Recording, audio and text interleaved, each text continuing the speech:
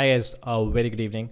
So here I am with the strategy video, which was requested a lot by all of you, and this is not something that I'm very fond of, but I can understand that some of you who are starting your preparation for CSIR-NET, you need updated videos. Okay, so even though for such examinations the strategy does not change a lot, and I have made a lot of strategy videos before as well, but I can understand that some of you would want an updated video, and of course there are a few changes here and there.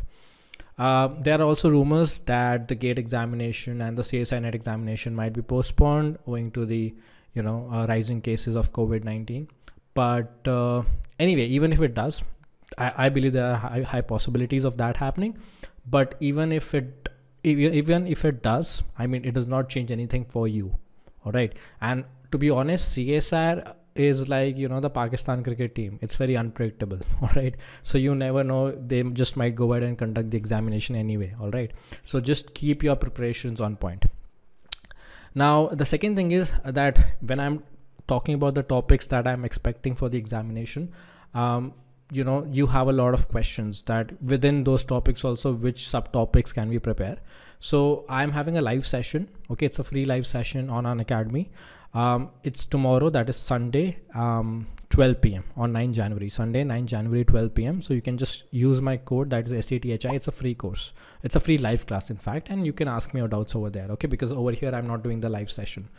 And what else? Well, coming to those students who have already been prepping for a long time. So the last examination was June 2020 exam, and now we are having the next exam in 2022. So it's almost a one and a half year, break.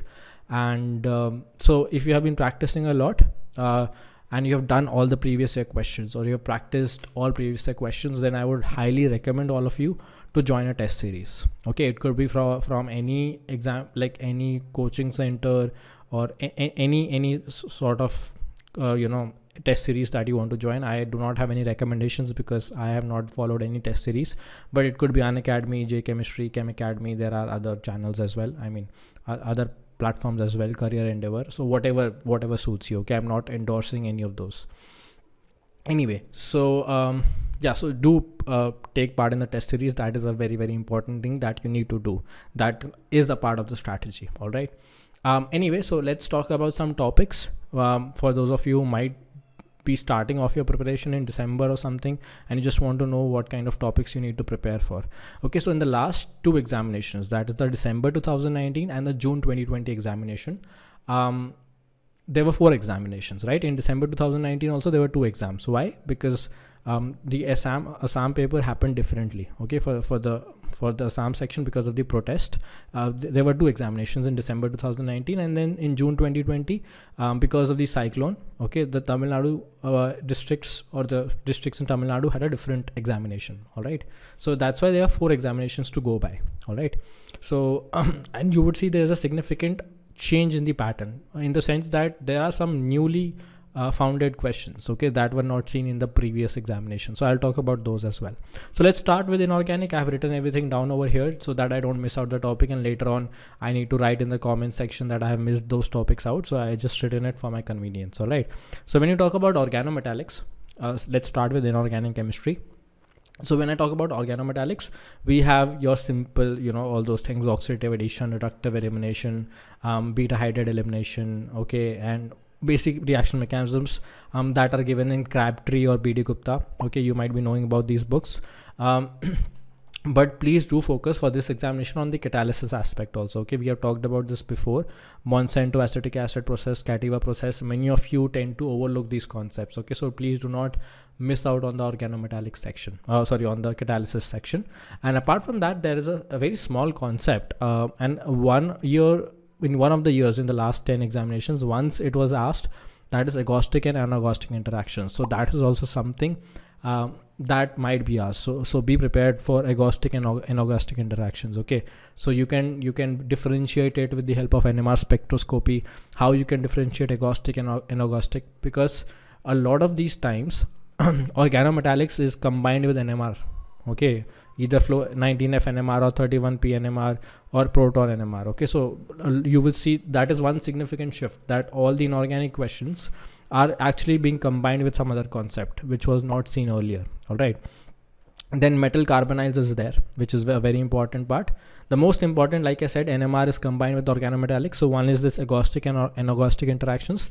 The other, which is asked for 4 marks for sure, at least in the last 3-4 years, is fluxional behavior. Okay, that how the NMR will change with temperature for inorganic complexes. That is a very, very important part. Okay, so fluxional behavior is given in BD Gupta also, and you need to practice questions for that. All right, so don't miss this topic out. Then lanthanides and actinides, for sure a very important topic, and the problem is that lanthanides and actinides has been really explored by the examiners. What I mean by that is there have been questions from the oxidation state of of lanthanides and actinides. There have been questions on separation techniques. Okay, like ion exclusion chromatography. There have been questions from separation techniques for lanthanides and actinides. There have been questions, majority of questions have of course been on the electronic factor. Okay, electronic configurations of these lanthanides and actinides, the magnetic moment and all those aspects. All right, and then we have the color of lanthanides and actinides. So lanthanides and actinides is very, very important. It has been explored a lot, and you will see the questions in the CSIR exam are like multiple select questions. So even though CSIR does not have multiple select questions, let me clarify that. What I mean by that is, for example, 4 statements will be given and you need to predict which statements are correct. So it could be 3 of the 4 statements also. All right, I hope you can understand if you have seen some previous year questions. Then we have coordination chemistry, and in coordination chemistry, isomerism I have seen is playing a big role. Okay, isomerism in coordination compounds, that how many isomers will be there for this coordination compound, like those kind of questions. And then of course the coordination chemistry mechanism, like inner sphere, outer sphere questions, Oracle diagrams, Tanabe-Sugano diagrams, and then even I mean like your crystal free stabilization energy, and Jahn-Teller distortion. And Jahn-Teller distortion sometimes is combined with group theory also. Okay, that if a Jahn-Teller distortion will take place, then how will the point group of that compound change? That is also very, very important. Okay, so again, like I told you, combination or Jahn-Teller with the, let's say, EPR. You might have studied about the G parallel and G perpendicular concept and how it changes with the Jahn-Teller distortion. Okay, so that is also something that you need to keep in mind. Then of course MLCT, LMCT transition is important. Color is something that has not been asked for a long time, color in coordination compounds. So that is something that you can definitely expect. And then in magnetic moment, so this is again, I want to emphasize that how they're combining concepts or how they are differentiating from the previous questions. So earlier the question would be just about magnetic moment. Okay, but now they'll combine magnetic moment with spin crossover, the concept of spin crossover. So with temperature how the spin changes. Okay, like high spin complexes become low spin complexes. So they will ask magnetic moment with temperature. So then you need to know the concept of spin crossover. Or they will ask magnetic moment with orbital contribution. So that is something that has been asked before also, like what will be the orbital contribution, or which of the following coordination complex will there be orbital contribution in the magnetic moment, right? So these kind of questions are known, but spin crossover is something that they have newly added with magnetic moment. All right. So and then you have term symbols and VSEPA theory. Last time the bio-inorganic was very difficult, to be honest. Okay, somebody who would have prepared from a point of view of previous year questions would not be able to solve most of the questions in bio-inorganic chemistry. But this is my recommendation. You can either go with it, or you can prepare in your own way. But for me, I would still stick to bio-inorganic chemistry in the sense that whatever has been asked previously, like just the mechanism aspect, or like hemoglobin, myoglobin, what all metals are there, what is the mechanism, what is the oxidation state, carboxypeptidase, carbonic anhydrase, ferridoxins, and all those concepts. Okay, but not the way it had been asked previously. At least I would not prepare bio-inorganic that way, because I mean you can see how you can approach those questions, but prepare, in my opinion, according to the way it was asked before June 2020, like in December 2019 and the previous examinations, the way it had been asked before. I would recommend you prepare that way only. Okay, this might be a one-time thing that they just asked you in the June 2020 examination, but they might not ask again. All right. And yeah, whisper theory, term symbols, clusters is a very, very important aspect. Okay, I have made I would say it was one of my most like where I invested a lot of time for that particular video. I'll give you the link in the description box. You can go ahead and see that video. That will cover everything related to clusters for you. All right. And clusters is again very important because you would see a lot of questions on that. All right. Then in physical chemistry, here I would not get into much details. Okay, but you can think about kinetics is there in kinetics, like for example radioactive decay, kinetics of a radioactive decay, zero order, first order, second order, Arrhenius equation, Michaelis-Menten, basically practice all previous year questions. Okay, Line-Weaver block plot, and what else, those kind of things.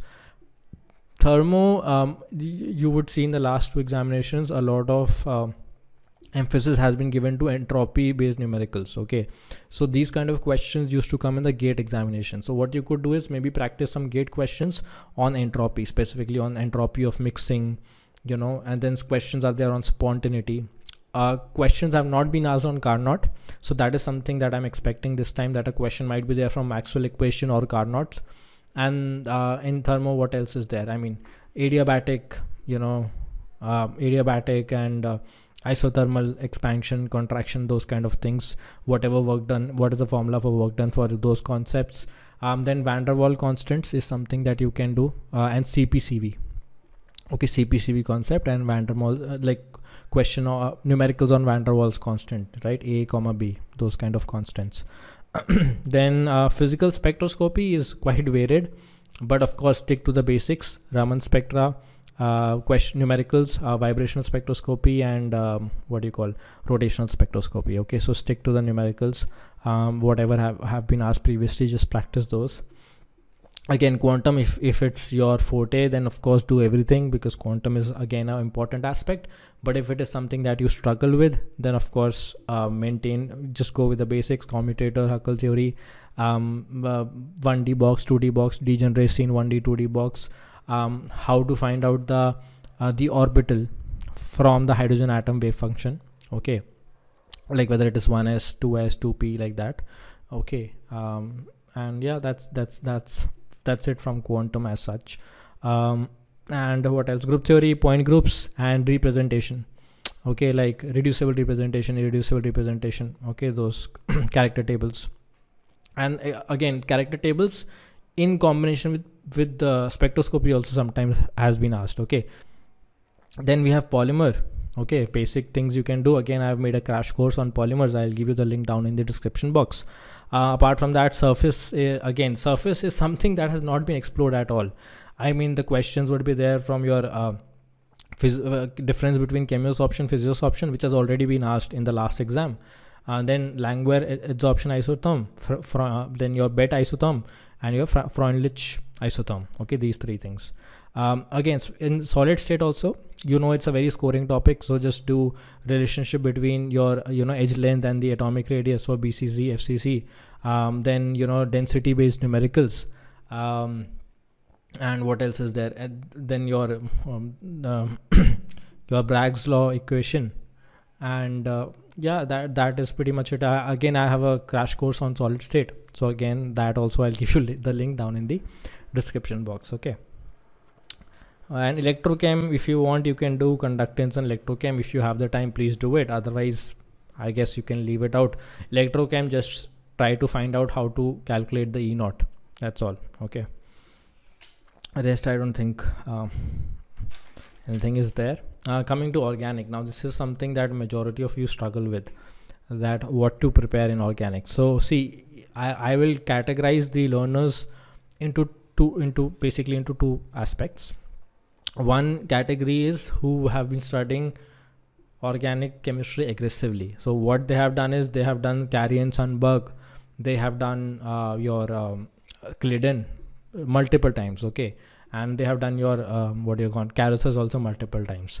So for them, the thing is that they would not really even have to apply their mind in the exam, because most of the questions are derived from these books only and a couple of others. Okay, sometimes questions might also be there from Jerry and March, right?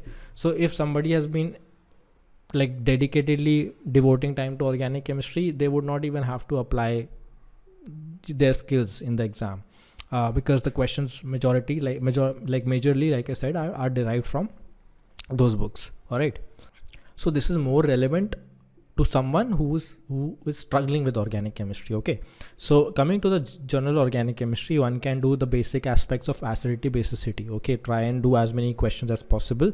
Carbocation, carbanion stability, neighboring NGP effect, the neighboring group participation, then nucleophilic substitution, all kinds of nucleophilic substitutions, like SN1, SN2 is basic, then nucleophilic aromatic substitution, mechanism of nucleophilic aromatic substitution. You will see 4 markers are also asked from nucleophilic aromatic substitution.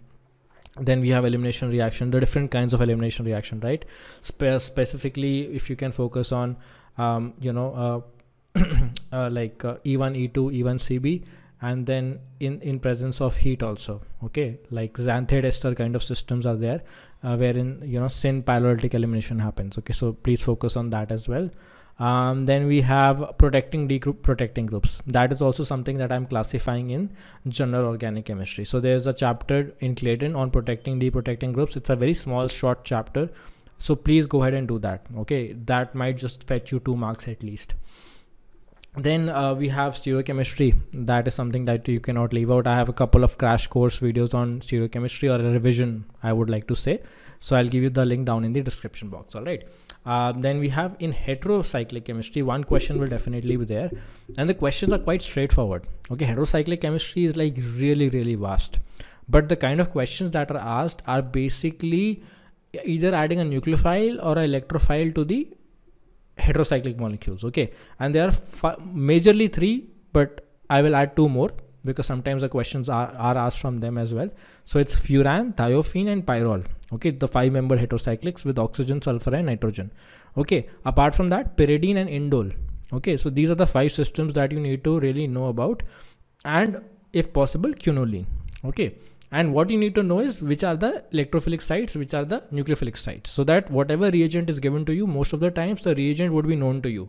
So you just need to figure out which is the most reactive site accordingly, whether it's an electrophile or a nucleophile, and then do the reaction. So that's about it. Okay.